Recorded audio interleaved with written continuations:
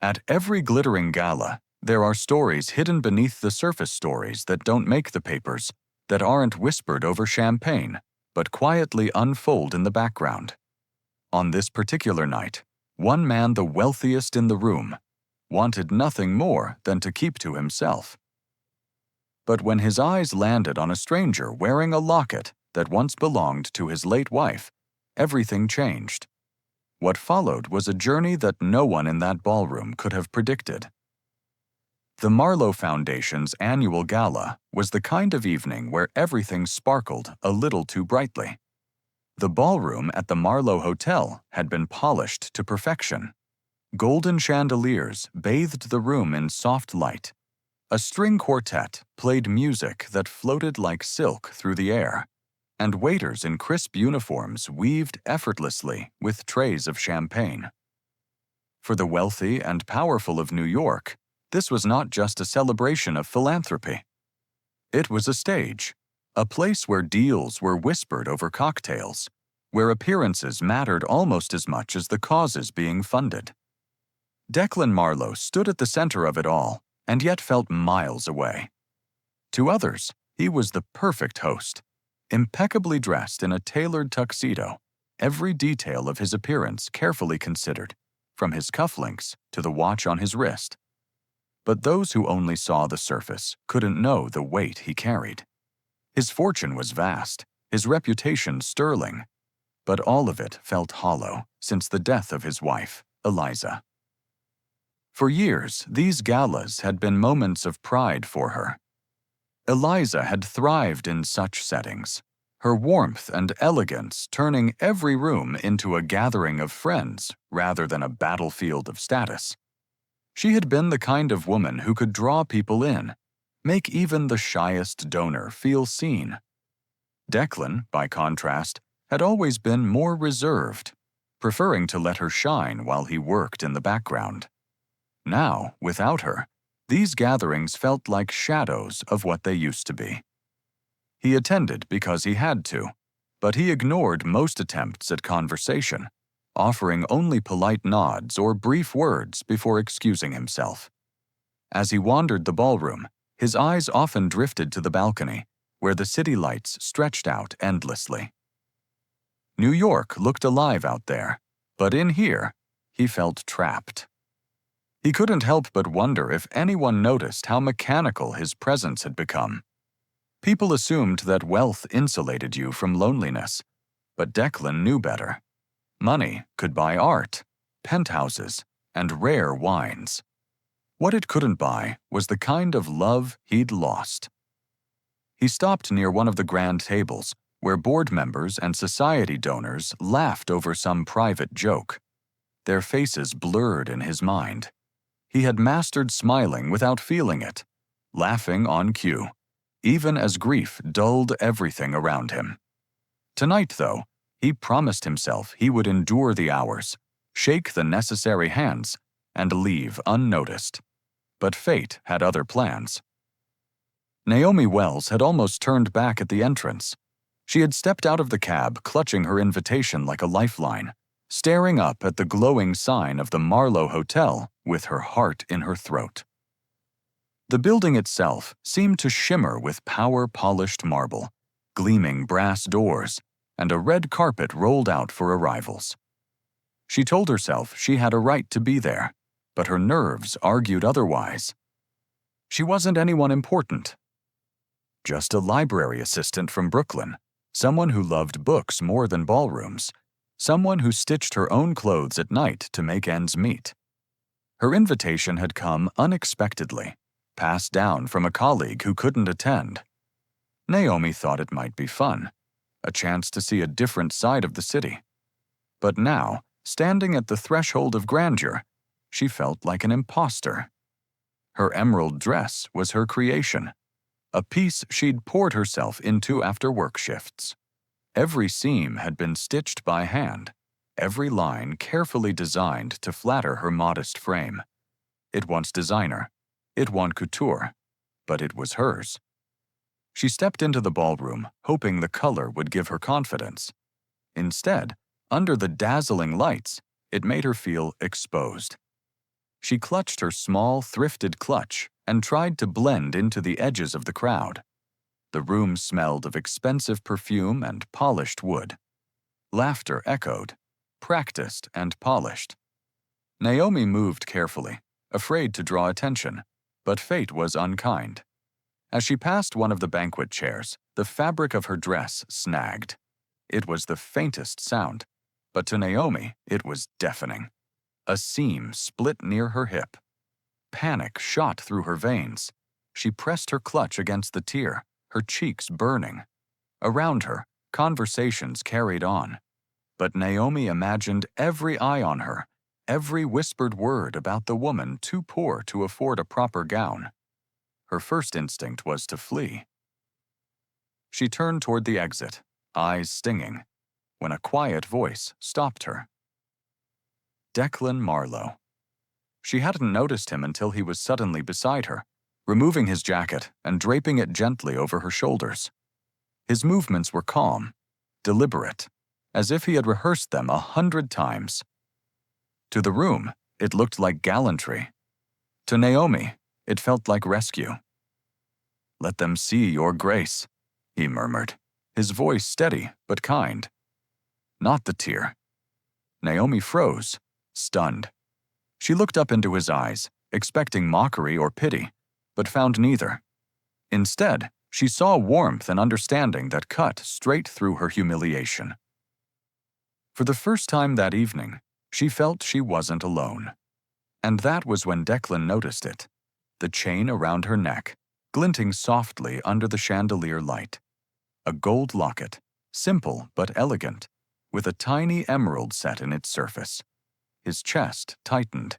He knew it instantly. It was Eliza's. The world tilted. For a moment, Declan wasn't in the ballroom, surrounded by strangers. He was back in the small shop where he'd bought that locket, carefully choosing it for his wife on their anniversary.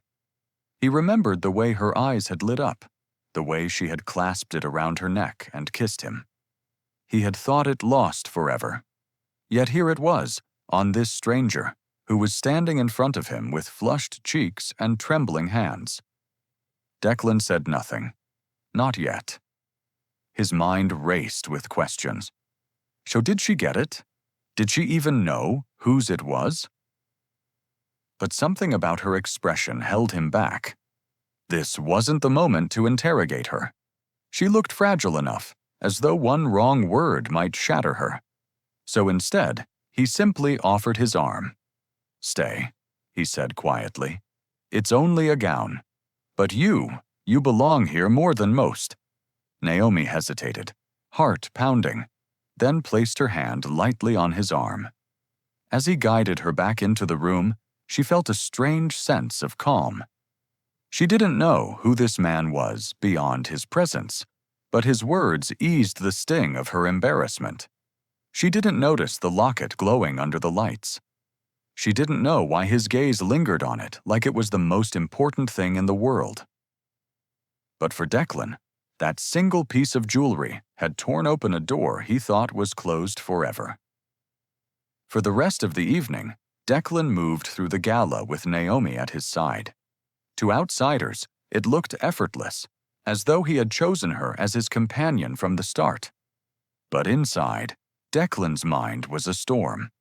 His every glance returned to the delicate chain resting against her collarbone. That Locket Eliza's locket wasn't just jewelry. It was a piece of his history, a fragment of his marriage, a symbol of promises made and broken by time and fate. He remembered the last night Eliza had worn it. They had been at a smaller foundation dinner, laughing with friends, her laughter ringing like bells above the chatter.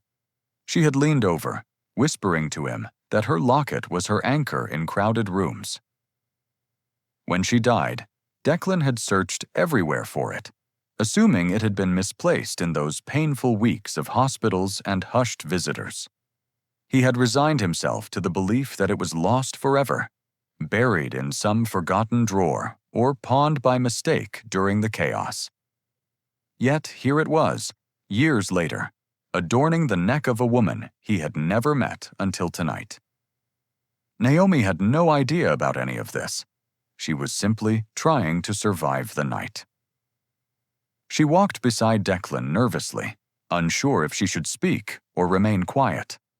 Her humiliation over the torn dress still lingered, though his jacket shielded her from both the chill of the air conditioning and the prying eyes she imagined on her. She wondered why he had chosen to help her at all. He was Declan Marlowe, the billionaire philanthropist whose name everyone in New York knew. She was just Naomi Wells from Brooklyn, a woman who worked at a library and stitched dresses in her apartment on weekends. At one point, as they paused near the edge of the ballroom, Naomi glanced up at him and caught his gaze fixed on her necklace. Instinctively, she reached for it, brushing the gold locket with her fingertips. "It was my mother's," she offered quietly, thinking his look was one of curiosity or admiration. Declan's chest tightened. His mother's? Impossible. That locket had been purchased new. Eliza had been the only one to own it. His mind scrambled for explanations. Perhaps Naomi's mother had found it. Perhaps it had been sold. Perhaps there was some coincidence he couldn't yet grasp. But he held his tongue. This was not the place for revelations. Instead, he inclined his head gently. "It suits you," he said, his voice calm, though his thoughts were far from it. Naomi smiled faintly, relieved. Compliments from strangers usually made her uncomfortable, but something in his tone measured, sincere put her at ease. The music swelled as the evening wore on, and Declan excused himself from further obligations. Donors tried to catch his attention, investors angled for private conversations, but he ignored them all. He had no interest in empty pleasantries tonight. His focus remained on Naomi, on the mystery of the woman who had stumbled into his world carrying a piece of his past around her neck. Later, as the gala neared its peak, Declan guided Naomi toward a quieter balcony overlooking the city. The ballroom behind them hummed with chatter and clinking glasses, but out here, the night was softer. A cool breeze carried the faint scent of spring blossoms from the park below. Naomi leaned on the railing, grateful for the space. Her nerves had been stretched thin all evening, but here, away from the scrutiny of the glittering crowd, she could breathe. Declan stood beside her, hands resting lightly on the railing, his profile sharp against the skyline. For a long moment, neither spoke. The silence wasn't uncomfortable. It was steady, almost grounding. Finally, Declan turned to her. His eyes fell once again on the locket. The moonlight caught the emerald in its center, making it gleam softly, and the sight was almost too much to bear. He could hear Eliza's voice in his memory, teasing him about how he always bought gifts that carried a secret meaning. "A locket," she'd said, "is for holding what you love close to your heart." "May I?" Declan asked suddenly, gesturing toward the necklace. Naomi blinked, startled. "The locket?" He nodded. She hesitated after all. This was one of her most cherished possessions. It had been passed to her when she was younger, with little explanation except that her mother had treasured it. But something in Declan's gaze was earnest, almost desperate. Slowly, she unclasped the chain and handed it to him. Declan held it in his palm, his breath catching. His thumb brushed over the tiny scratches on its surface, familiar to him, as if no time had passed. It was the same piece, no doubt about it. His heart pounded as he opened it, half expecting to see Eliza's photo still inside. But instead, there was a different picture. A younger Naomi and her sister Zoe, smiling shyly at the camera. The sight nearly undid him. This locket had traveled across time and circumstance, carrying his love once, now carrying hers. It was as if fate itself had passed it along, connecting two lives that had no business colliding. Naomi watched him closely, confused by the intensity in his expression. "Is something wrong?" she asked softly. Declan swallowed hard, snapping the locket shut. He forced a steadiness into his voice.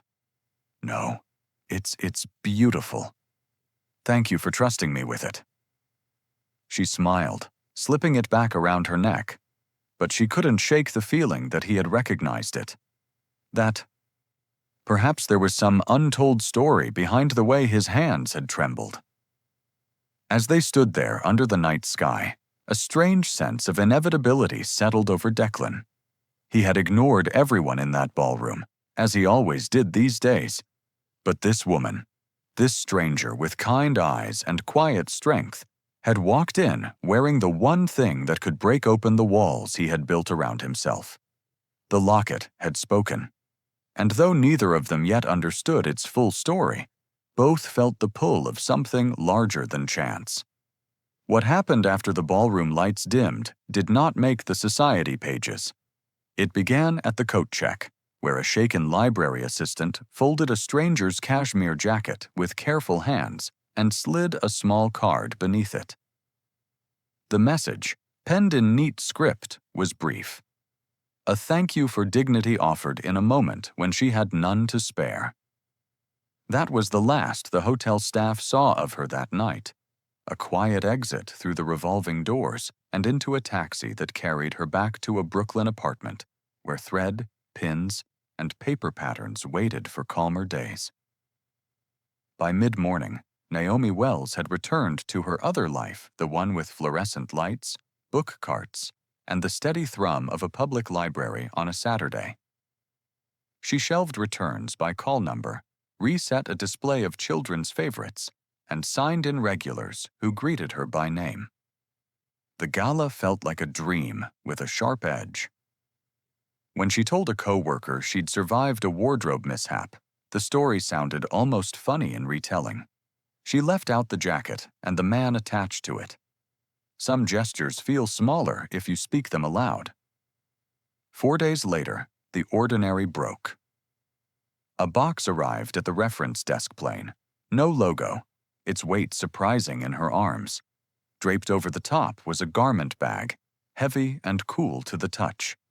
A card, simple as the one she had left behind, carried a line that would be repeated later among friends like a caption under a rare photograph. For the woman who sews others back together. Inside the bag lay a gown the color of deep forest water, hand-finished seams so fine they hid themselves even when you searched for them. It was not a label anyone would recognize. It was something else time, care, intention stitched into silk. The library's phone rang before Naomi could set the dress down. The call was routed to the front.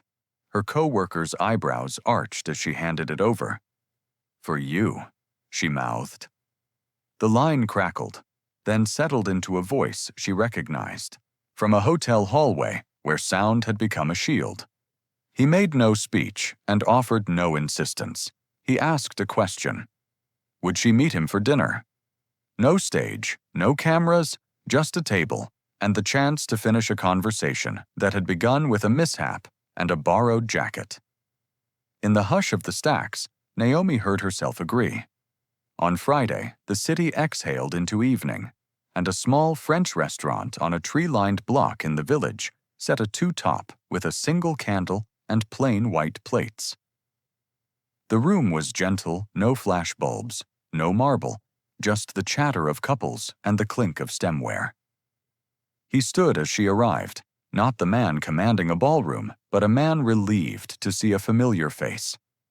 The staff knew him, but did not crowd him. There was deference without ceremony.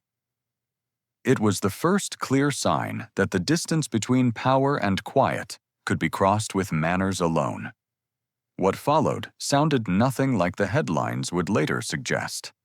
It was not a tycoon's performance or a Cinderella tale rehearsed for public appetite. Naomi spoke about her days at the Midtown branch, the joy of reading aloud to children who leaned closer when the page turned, The way thrifted gowns yielded secrets if you studied their hems. She described sewing as a language learned out of necessity in foster homes where clothing rarely fit the wearer. He listened the way people do when they are not waiting to talk. When he finally spoke about himself, he used fewer adjectives than a man with his biography might be expected to use. Real estate and investments, he said, the kind of shorthand New Yorkers accept without asking for a ledger. He spoke carefully about loss, the particular quiet that follows it, and about a foundation that he funded not as decoration, but as obligation, a way to turn private grief into public good. The details were spare, but the through line was plain. Money can move concrete, but it cannot repair what breaks inside a person. For that, you need something else. Hands, time, and sometimes another voice at a small table where the food goes cold because the story is better hot. There was a moment over dessert when the conversation turned from facts to signals. He asked what she wanted in a year that did not yet exist. She said she wanted a door with her name on it, a small shop where dresses had second lives and first owners left their tags at the threshold. He did not offer to buy the building. He asked what color she imagined on the walls. "Forest green," she said, without thinking, then laughed at her own predictability. He laughed too, not at her, but with her, the kind of laugh that confirms you have been understood. When the bill came, he walked her to a waiting car that did not announce itself.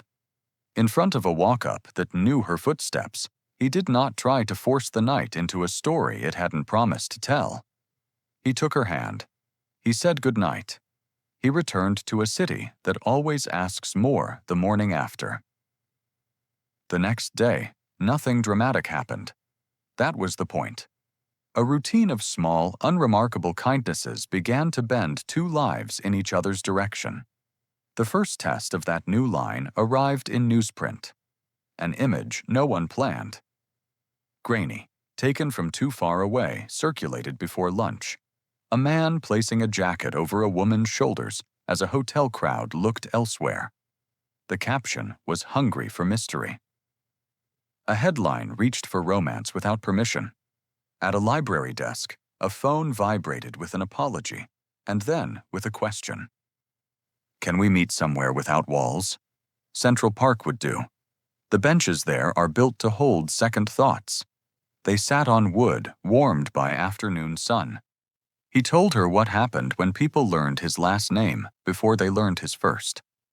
She told him what happened when she believed people were laughing at her in rooms that rewarded different kinds of beauty. He suggested that they go slow on purpose, that they choose places with no photographers, and choose time that wasn't asked to carry spectacle. It was not a grand gesture. It was a scale, set deliberately to balance a life that knew how quickly it could tilt. That night, a driver walked up the stairs of a modest building with a paper bag that smelled like dinner from down the block. He did not comment on the square footage or the furniture that did not match. He noticed the dress forms by the window and the spool rack that looked like a small city. "So this is where you edit the past," he said, standing over a machine that hummed like an old friend. "Not edit," she corrected. "Listen closely and repair what it asks."